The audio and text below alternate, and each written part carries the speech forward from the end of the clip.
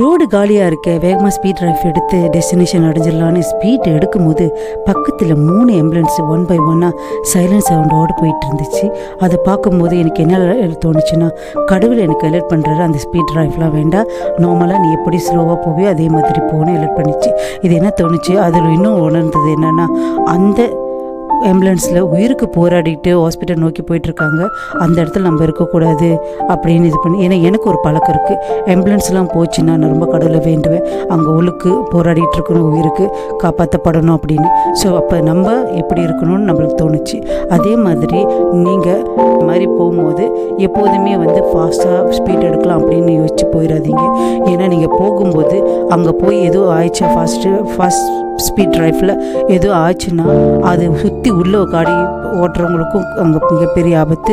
அதே மாதிரி நம்ம பேரண்ட்ஸு நம்ம குடும்பம்லாம் வேலை அவங்களோட இதெல்லாம் விட்டுட்டு நம்ம கூட ஹாஸ்பிட்டலில் ட்ராவல் ஆகிட்டு இருப்பாங்க.